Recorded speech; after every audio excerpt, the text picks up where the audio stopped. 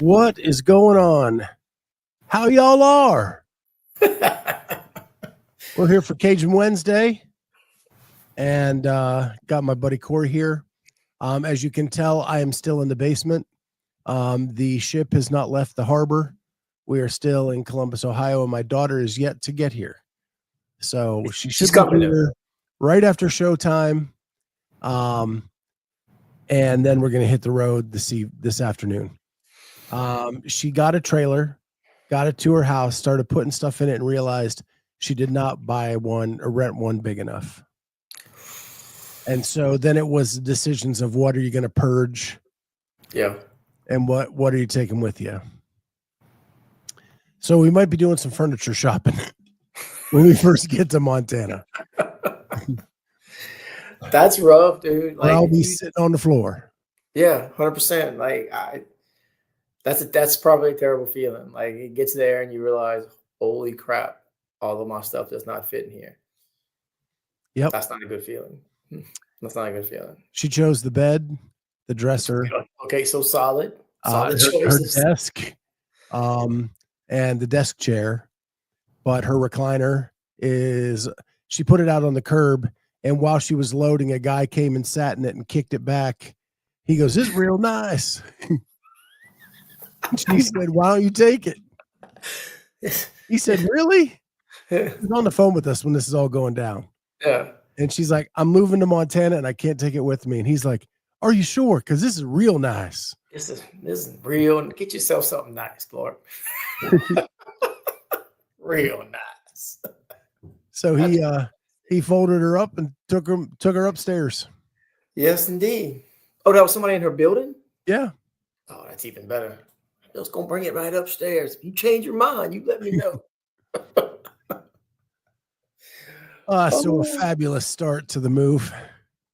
So if that had happened down here where I live, they wouldn't even bother talking to her. They'd assumed that since it's by the curb that it's up for grabs, and they just would have loaded it in the back of their truck and got tight with it. Yeah, that's how they do around here. Like if you put it by the curb, it's fair game. Yeah. She was like, "Hey, I got a futon too because I can't fit that in either."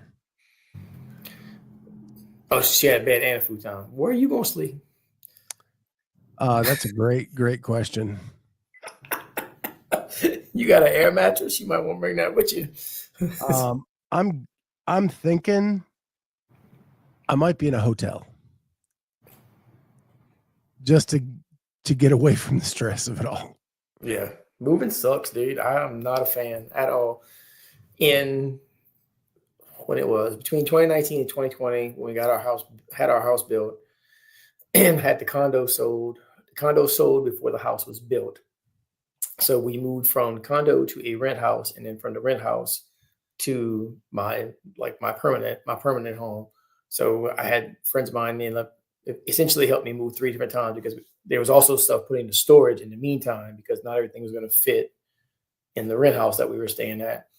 And I promised them that on the last time we moved, it was going to be the last time I ever moved. Like I promise you guys, I will not ever ask y'all to do this again because this is the third time we've done it, but I need y'all one more time. One of the perks of being a member at a very, very like the community at my box is outstanding. Is that if anybody needs help, like moving furniture, whatever the case may be, like all they gotta do is put a call out and everybody gonna show up. It's fantastic. Yeah. We got Meredith and Andrew and Kat already in the chat. Hey, don't forget, Kat's got a new show today, 5 p.m. Eastern time. I know what I'm listening to on the road. Absolutely. Yeah, so moving sucks, man. When we moved into this house, we said this is our forever home. Like we are not moving. But now we're edging towards retirement. Right. And we have all this equity in this house. And the property taxes here are through the roof. And I think that when we retire, we're going to have to sell off the house, use the money, and just go to like a retirement community. Like here they have these things called like 55 and over. And they're like spas, but they're apartments for like older people who don't want like kids and stuff in their in their development or whatever. So that's the plan right now. The neighborhood we used to live, it's not quite the same thing, but they have a whole section of that neighborhood. It's a golf course neighborhood, and they have a whole section of that hood that is only for people. Like if you have kids, you can't move there. If you are under 55, you can't, like they won't let you buy a house there. Like you go, I used to run through the neighborhood and I go run through that part, and it was weird a little bit not seeing any kid stuff anywhere, like with no ball in the street or anything like that. But that was the whole point in that area right there. And they had their own little like community center type area that nobody else could use but the people that lived in that specific part of that neighborhood. I don't mind kids for the most part. But man, the other day I was going out, and our speed limit's 25 in our neighborhood. Girl on a scooter shot right out in front of me. And thank God I was only going about 20, because like, and then you get these flashes like, man, I could have killed her. Like if I was not paying attention. Dude, I was coming home one night from the gym, and on the corner by my street, it's a two-way stop sign. It's a four-way, it's an intersection or whatnot. But where I was going to make my right to go to my house, there's no stop sign. And some kid on a four-wheeler came. I never saw him. I saw him when he passed in front of my Jeep. Same thing. And it was 8:00 at night. So, I mean, it was dark outside. It was wintertime. And I just remember thinking, like, whoever's kid that is, if I'd have hit them, a couple things. First of all, I felt terrible. Secondly, I'd have had to have this whole conversation, with this kid's parents, blah, blah, whatever. But at the same time, why is your kid out on a four-wheeler in the neighborhood that they're not supposed to be doing after dark, no lights, no nothing, and just flying through stop signs like it ain't no big deal? Yeah. Well, I've told you before on this show, like I'm fully embracing the grumpy old man in the house down the street, right? Like 100%, dude. I told Jennifer whenever we moved, I was like, if we're gonna have an actual front yard, where we're going to, which we do, I said, when we get old, like I'm gonna sit outside and yell at children. Like I have no problem doing that, whatever. That whole get off my lawn shit, that's me right there all day long. What's crazy in my neighborhood, I don't know if I've seen a regular bike anymore. I think every bike in our neighborhood is an e-bike now. We don't have These kids are just like zipping around, and they go pretty quick. Oh yeah, we got a bunch of kids. I say a bunch. There's kids on electric scooters. What the problem in my neighborhood mostly is golf carts. Everybody got a golf cart, and they'll just be riding around on them, or they have 12-year-olds driving them. No, Meredith, it is not. Well, her first assumption is that Cory lives on a city street. Down in the bayou, you may never know. Technically, it is a street. We're not actually. I'm Cory, and I live on Gator Lane. It's actually called Coastline Avenue. So, I mean, same thing. But no, it's 100% not. 100% not. Kat wants to know how that's not discrimination, keeping people under 55. I don't know, because they're really popular here in Columbus, and these are like apartment townhome type deals, right? And they are very restrictive of 55 and up. Yeah. And I don't know if it's because they can call it a retirement community or that makes a difference. I don't know. I just know that's what the rules on that side was. Yeah. Like we couldn't have bought a house over there because I wasn't old enough and we had a brand new baby. So I see under your name, you have the number 77. Yeah. Officially the 77th fittest 45, 49-year-old on the planet. Are you embracing that number for the next year? Yeah. 100%. Or are you using it as motivation? Both. I'm proud of myself, dude. I would encourage anybody who is in my position, like, because it's real easy to look at it and go, oh, fuck, I didn't make it. I didn't get year I was born too, Cat. It's real easy to look at it and go, oh, I didn't make it, or, oh, I'm 47 spots out, from a game spot or whatnot. I'm proud of my stuff, dude. Like, I worked my ass off to get where I am right now.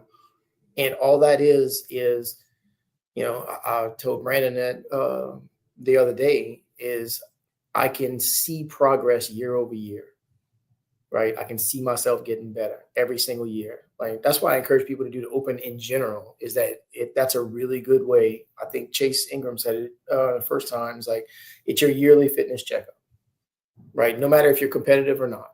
Hey, am I fitter than I was last year? Thanks, Kat.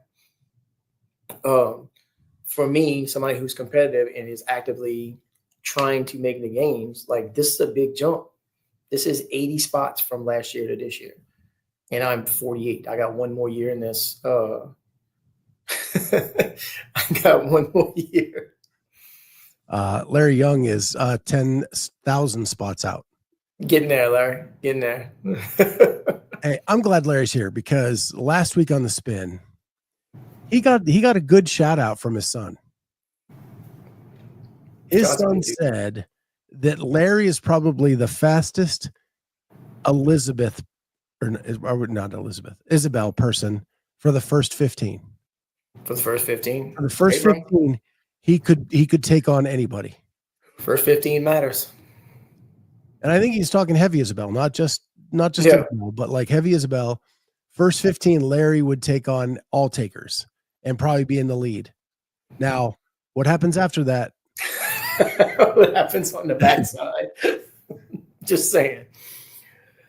So I want to know if Larry has a response to that shout out, because John said he would do 3 sets of 5 at that weight. And then not real sure what happened after that. And then after that, then the fitness takes it over. That's fantastic. That's fantastic. But like, that's a pretty cool compliment. Like, if someone told me I was going to be the fastest at 15, I'd take that and 100%. Run with it. 100%. What I heard was the wheels come off. Yeah, I think I heard complete train wreck, but maybe it's just how it got interpreted in my head.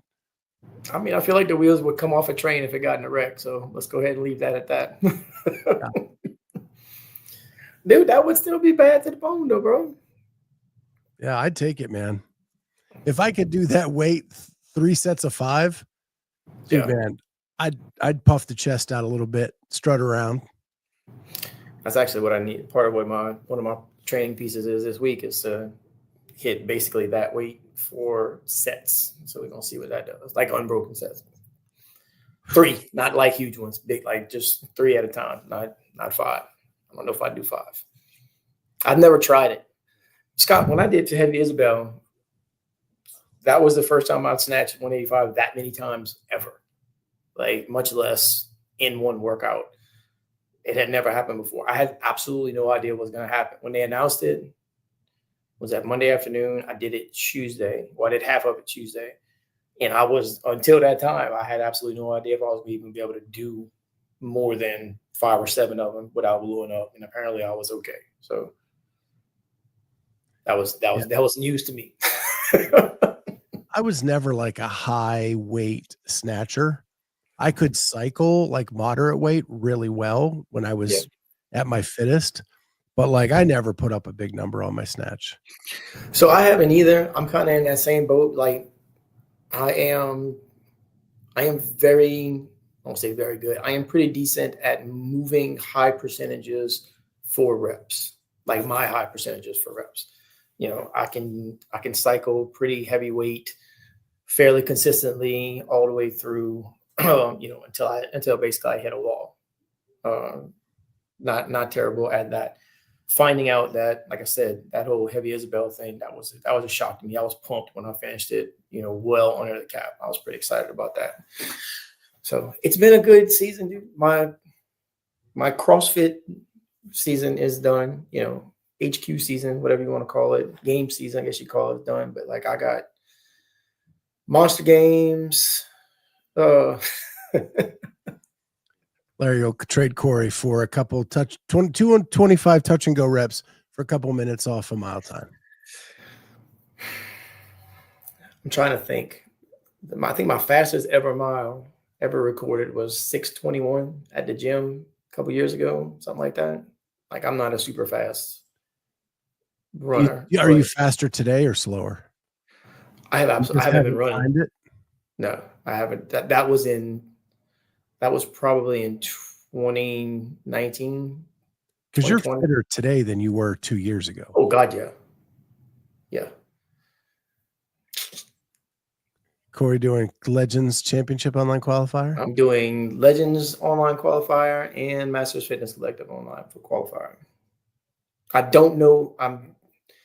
If I make Legends, I'm definitely going to Legends. If I make Masters Fitness Collective, I don't know if I'm going back to but I want to do it regardless, just to kind of see where I land.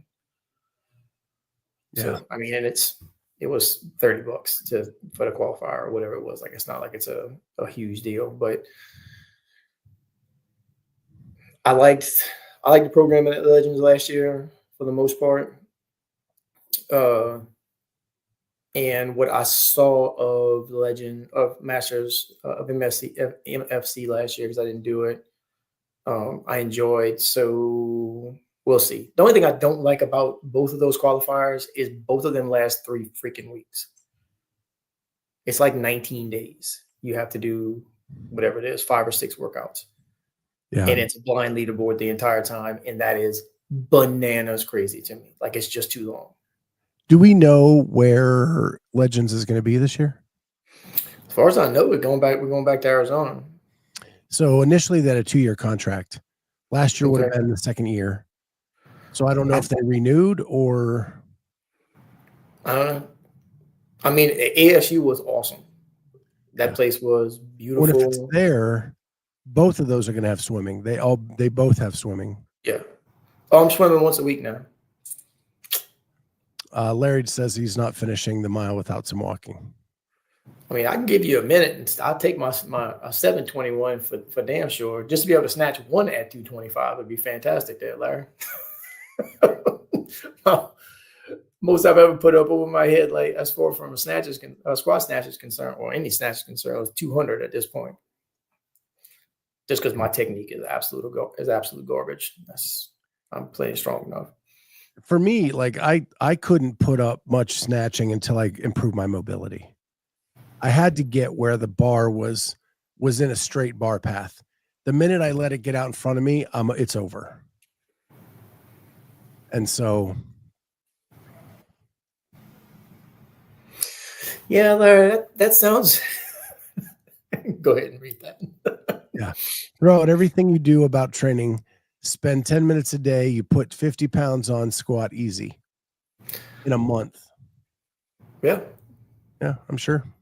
I'm absolutely sure about that. Unfortunately, or fortunately, however you want to look at it, is that I got way other things I need to prioritize on than just my Olympic lifting.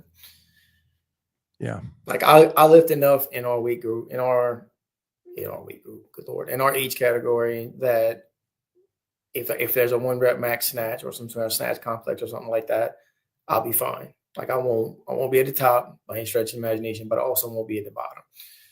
Like I lift enough to not completely bomb out. So what I need to do, what I have been doing, working on, is still getting my motor up and getting as gymnastic as humanly possible. Like heavy gymnast or a lot of gymnastics under fatigue. Just got to get better at it. Everything else I'm decent at. You know what I forgot to do today? Throw your dart. I saw you looking at the board. Yeah, I'm going to give it a one. There's still time, dude. Here we go. A little bit closer. A little bit closer. I should have timed that better when you threw it. I was like, yeah, isn't that cool? Here, just so people can see, I'm going to try to do this if it'll let me.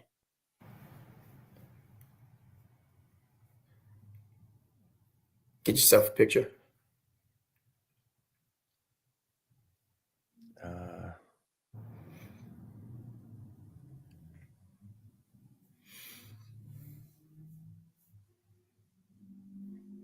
So there it is, man.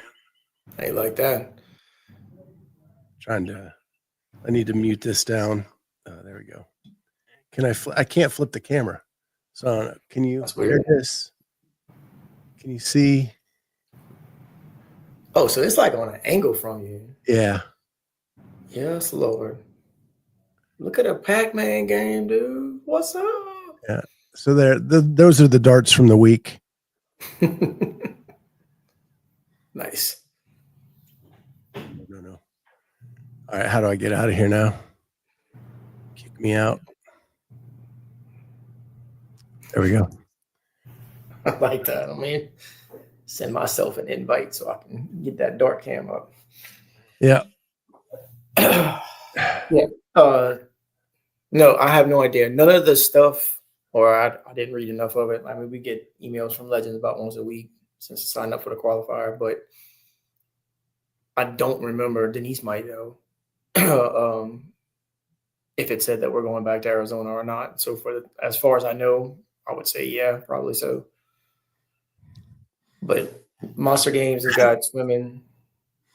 MFC would probably have swimming, and then Legends is going to have swimming. So I am swimming once a week until I don't. Basically, is what it boils down to. And not that I'm going to be Michael Phelps by the time we get there, but I want to be comfortable enough in the water that whatever we do, it doesn't become an issue. You know what I mean? Like, it's confident, really and truly. Learning how to breathe while swimming is way harder than anybody would ever have made me believe. It's like, yeah, just stroke, breathe, stroke, breathe. Yeah, okay. Mm-hmm. It works real well for the first like 50 meters or so. And then after that, my body still goes into panic mode. Like I'm gonna drown at any given point. I'm not. I can't. Yeah. The pool I swim in, I can stand up. I can stand up in. That's shallow. Yeah, it's shallow. It's shallow, which is fine. Yeah, the first year I did MFC judging, guys were just walking the shallow end of the pool. Like, yeah. And they just kind of let it happen. So, but that's not really swimming. No, I couldn't have. Lucky me at MFC and at Legends, I couldn't have walked in that pool if I wanted to. Like, it's deep. Yeah, they moved to a new pool. The other one was outdoor. Oh yeah, no, this one was at the high school or whatever. Yeah. Which that place was like they definitely have stepped up in the last few years with the facilities. I think MFC has one of the nicest facilities where they hold the event. Nice big. They did the stands way better last year. I heard. So yeah, I thought it's and they had a live stream. Yep. So gotta give it to them. I mean, it wasn't a Mayhem live stream that they spent $1 gazillion on, but they had something. Yeah. The only way my wife could watch me at Legends was if somebody was on FaceTime with her on the phone. Yeah, Legends, that's their biggest downfall, in my opinion. It's a great competition with great athletes, some of the best masters athletes in the world, and you can't see it. No. I'm telling you, dude. Beautiful facility. And why have the beautiful facility if nobody can see it? The only, and I don't want to say necessarily downfall because it wasn't unmanageable. The warm-up area was odd because some of it was inside, some of it's outside. Yeah. Which, whatever. That's not, I mean, they work with what they have as far as that's concerned. But like the floor was fantastic. Both sides. Great place to watch. Legends at ASU was awesome. But they started in California. Yeah. And then they went to Mayhem for a year. Then I really wish I could have got, I would have loved to have done it at Mayhem. I heard that was amazing. I heard nothing but good things about when they did. I mean, yeah. What was I going to ask? I was going to ask you something. Yeah, old man brain. it happens. Oh, what I was saying before I sidetracked myself earlier, which just happens a whole lot. I told Brandon that, being able to see my progress year on year and like see that I'm working in the right direction, all that does is just light more of a fire under my ass. Like the fire that propels me forward is seeing where I am as opposed to where I was and knowing that as long as I stay healthy, I am on the right track. So yeah, I am super proud of myself. And again, I would encourage anybody who has those same kind of. I got friends of mine, in my age group that like we support each other all the time. Hey man, you are fucking killing it. If we get on the floor, I am going to try to beat you, but I'm still proud of you because we are all doing. Everybody's. It is master's age group, dude. Everybody's got jobs. Everybody's got family, kids, responsibilities, whatever the case may be. So to be able to do all of that and still be one of the top 100 guys in my age group, yeah, I'm super proud of that. Yeah. I know what I was going to ask you. Like, Legends could hire Brian Friend. I hear he can do a full live stream. Under $5,000 or under. Yeah. What I heard. With live scoring. With live scoring. If he has the people to man it, he can do live scoring and a full live stream for under $5,000. I would, what? If I had $5,000 to blow, I'd hire him to do Legends, whether I made it or not, just to see. I will say this: when he's doing what he's doing, like him running down the beach was awesome. People pick at him. I'm one of them. So here it is, right? I think he's great for smaller comps that you can get around in pretty well. Like I watched his Fittest to the Coast. Yeah. Pretty good coverage. Yeah, I got to see Jamie periodically. It was good coverage. I think when he does the European stuff, it's fine. When he did SoCal, he only did 2 events. Right. And so he could put it all into those 2 events, like run down the beach. When he did Wadapalooza, I don't think his scalability to that was ready. No. And now he's doing Wadfest, which I believe is this weekend. Yeah. So we're gonna see what the scalability is again. It's only 160 athletes. Oh my gosh, 80 people in a field. That is that's not even manageable. I don't know what they were thinking. I don't get it. It's not like it's us where there's. So we going back to Legends. There's a billion people there competing. All the women go in the morning, transfers over to the men at night. Right, runs pretty smooth. There from all day long. It goes age group to age group to age group to age group. But this is just 2 big groups of 80 people. And like generally speaking, I mean, every other thing I've ever seen, like it's not the women all go now and then the men all go later. It's heat women, heat men, boom, boom, back to back with no kind of break in between. Like that's insane to me. That is, and I know nothing about logistics as far, I know from the competitive side, from where I'm sitting. But like what it takes to try to organize that, bro. So let me ask you this. So they have 80 athletes, right? Here is Brian's rankings for Wadfest. Now, these are just 20 of the 80. Right. Go down and tell me where you think the legit shot to get a ticket to the games ends. You can stop right there at number 10. I don't know. I think I've heard of Moistus before. Number 13. Well, like I would love to see Shung Young Choi. Like there's Shung Young Choi. Sure, like at 16. Like I would have her higher than that, but right. But the rest of those Bunger, she was a team athlete with the Oslo teams. Okay. But like there's a lot of names here I've not heard of. And I mean, I've been a geek about this sport for a very long time. Yeah. This is just the top 20. We have 60 other athletes other than these people. And Brian ranked them lower than this. Yeah, because who knows who they are? I don't understand the premise behind it all, but I mean, I'll tune in a little bit this weekend and see what's going on. So let me ask you this: they're doing 80. Is it invite only, or are they doing it by ranking? Like, I don't remember. I see Halpin's in the chat. He might he might know how they selected the field, because every in-person qualifying event, when you do a qualifier and then do a lot of wild cards, this is what you get. Got it. Kind of the answer. Got it. Catherine is correct, FYI. So, yeah, it's just, and then you go to the men's, it's not much better. Like, you get down to like Louis Cieler. I know Fabian Benito. I know Braun. Lunjo. Mike Wazowski.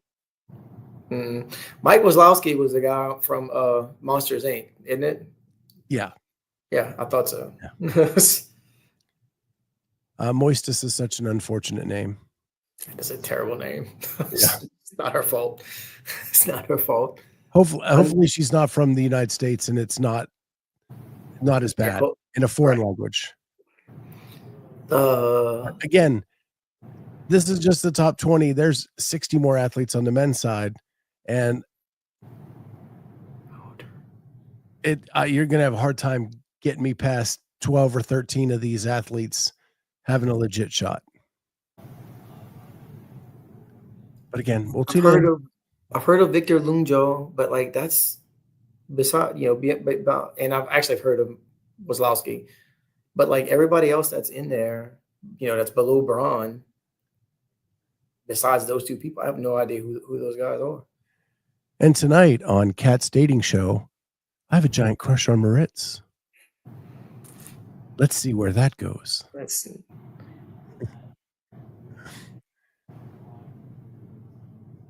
Europe has Wadland online, French back-to-back. Wadland online, French back-to-back. Going to be interesting with big fields to try and get a limited number of tickets. Yeah, Europe got screwed in this format.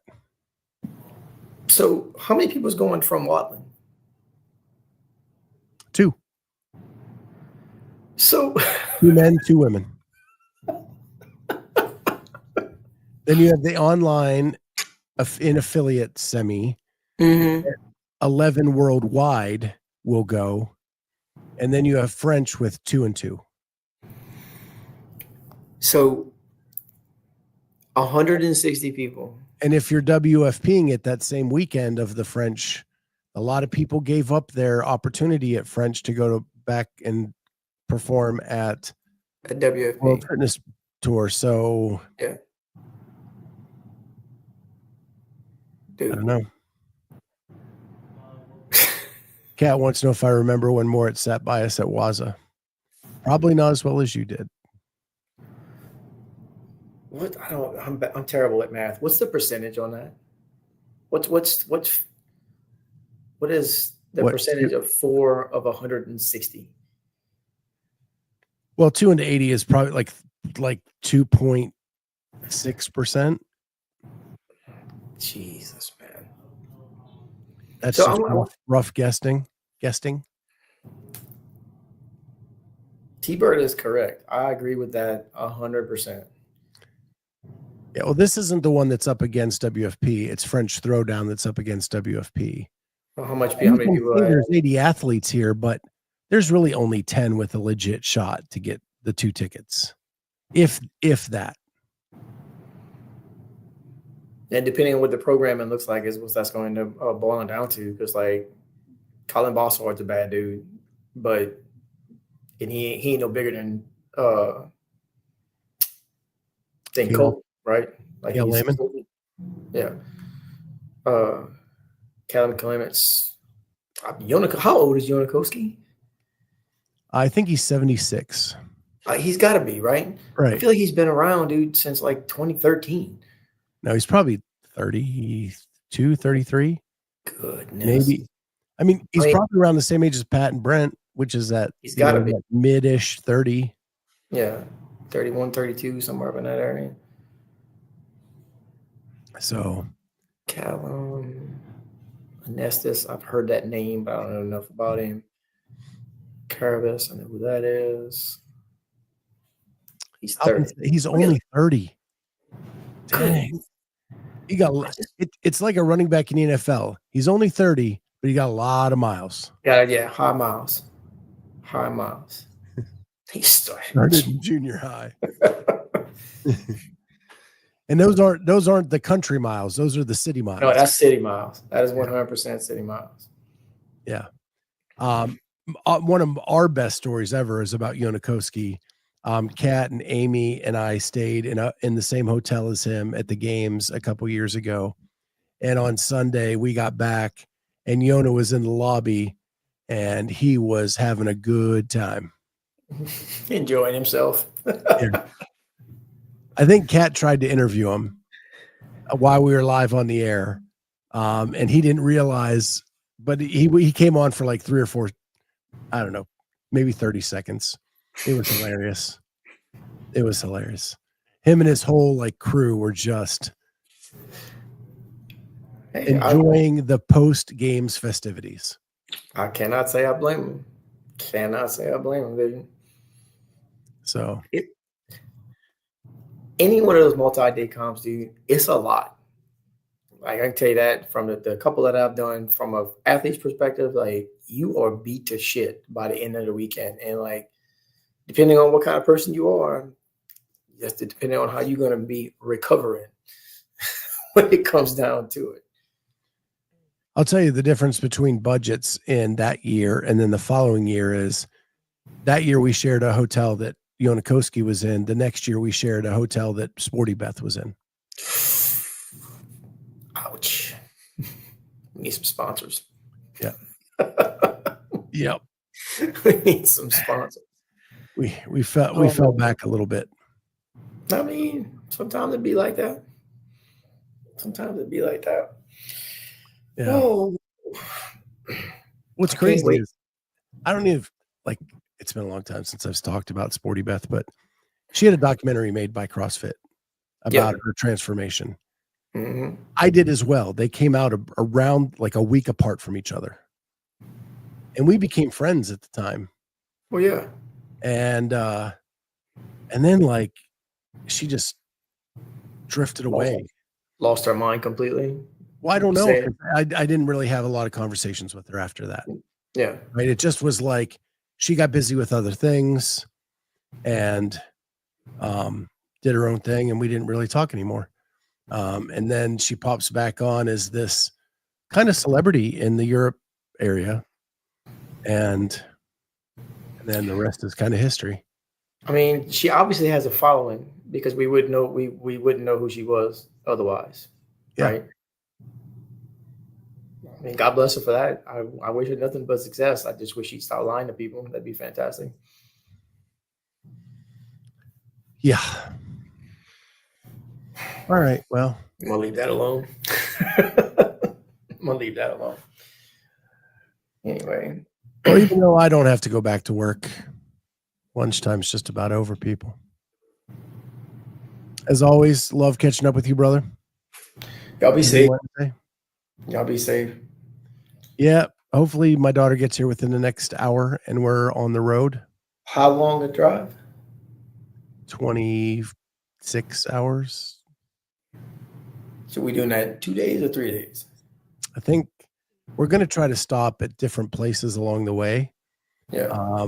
And Mount Rushmore, the Badlands, stuff like that. So we're going to take our time.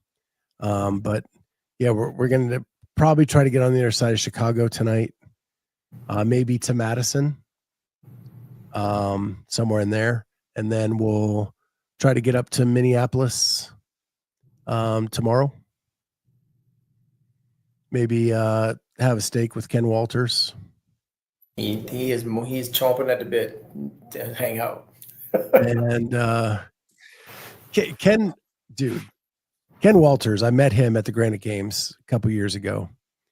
Just him and I, we were at the bar. I was eating dinner after the Granite Games was over. And just sitting there, met him out of the blue. Didn't know him from Noah. Yeah. And we just kind of hung out and chatted. And then Colton came in. And I had met Colton we were the first person he ever did a podcast with. That was when he still had the mullet. He had just cut it off. Okay. This was year 2 at Granite. Got and it. So he had qualified for the games that year. He comes over and him and Allie just hang out with Ken and I like for a couple hours because Colton didn't want to go to the party. He didn't want to go do nothing. He just wanted to. He does not strike me as a big crowd type of guy. No. At all. So it was just Ken Walters, Colton, Allie, and me hanging out, grabbing some food, chilling. It was one of the best nights of my CrossFit life. Just hanging out. So Ken can be intense, but he was really cool that night. Like I saw him at the games this year, much more intense this year than he was at that Granite Games experience, but he's a good dude. Whatever happened to the Granite Games? So it got bought out by Loud and Live, and I think that they just changed their focus to other things when they couldn't be a semifinal anymore. And it's a shame because it was really a huge community event before it was a semifinal. Yeah, well, that's mostly what I'm wondering because I mean, even if you can't be it seemed like a big deal. I never actually made it, obviously, but like they were doing we hosted one at our gym, the little 3-person throwdown or whatever, and like it was fun, dude. I actually did 3 of those separately at 2 gyms in New Orleans, and then we had one at our gym, and then COVID, and then it went away. So it didn't go away. It just paused for that 1 year. And then the second year because it was in St. Cloud forever. Mm-hmm. And then it moved to Minneapolis. And that was a COVID year. We're coming out of COVID, 21. Yeah. They didn't have the community event. 22, they had the community event again with the semifinal. So in the Vikings practice field was the semifinal. And nice. All of the stuff around the stadium was community event. So you could walk outside and it would be all these community people going to town. And it was really a lot of fun. It sounds like fun. And I don't know why they stopped. I don't know if Loud and Live just stopped focusing on that and just went with the SoCal thing. And, but I wish it could have went back to just being the community event again, because it was always well attended. I think Kat judged there a couple years before they were a semifinal event. And yeah, it was in St. Cloud, and it was kind of this backyard fun games type community event. I don't know why. I don't know why it went away. That sucks. But it was really cool being on the Vikings practice field, even though I hate them. And I mean, yeah, be it as it may, like you still were out there. Yeah. I mean, I feel the same way with at the Cowboys stadium. I am not a Cowboys fan whatsoever, or in Atlanta at the Falcons. But like, if I got to go to their facility and go do some shit, like, yep, it would still be badass to be there. Yeah, and there were some great matches and great races in those 2 Granite games that were. Yes, I remember. Like, that's where oh gosh, what's his name? Snatched like 305 or something like that. Anthony, yeah, Ant Davis. I remember that. I guess that was in 22, huh?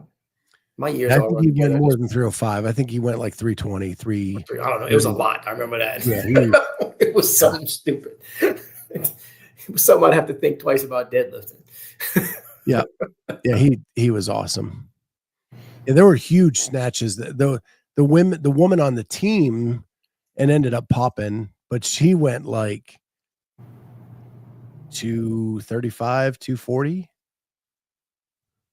Jesus Christ. Yeah, it was That's insane. bananas.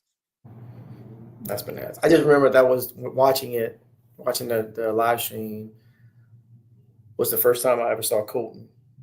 And I was like, he looked like a kid. Not he doesn't like a kid now, but like he really looked like a kid then. And that's the first time. That's when he still had the mullet. And I was like, who?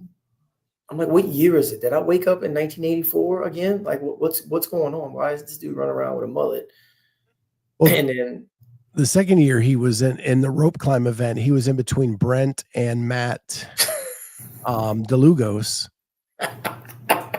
So it's like DeLugos, Colton, Brent. Yeah. It was the craziest thing you could ever see. 6'2" on one side, 6'8" on the other side. Matt DeLugos is what, 9 feet tall, something stupid like that. Like it's insane, dude. Well, that's that was the bar height change game semifinal, because they would not change the height of the bar, and Matt was hitting his feet on the ground during the bar muscle ups and the chest to bars. Like, how you not going to look at him? What you want him to do? Right. And then we never saw him again. Not much. Still a good dude. I still occasionally chat with him on Instagram, but still a good dude. Oh yeah, I'm sure. Someone gave Cory hope. You talking about Colton? I'm actually taller than Colton. Not by much, but Colton's 5'4". I am 5'6". T-Bird says she misses Matt DeLugos. I do too. Matt was just a great guy. That was where I met him in person for the first time at that Granite Games, and Alex, both that day for the first time, and they were hanging out together, and they were so funny because they were like brother and sister. It was really cool.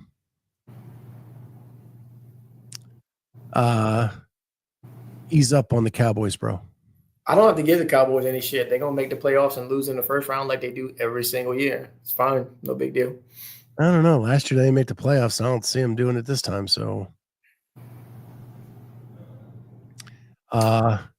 Jeremy likes how you're put together. Do I need to give you guys some quiet time? Jeremy's my brother. Love that dude.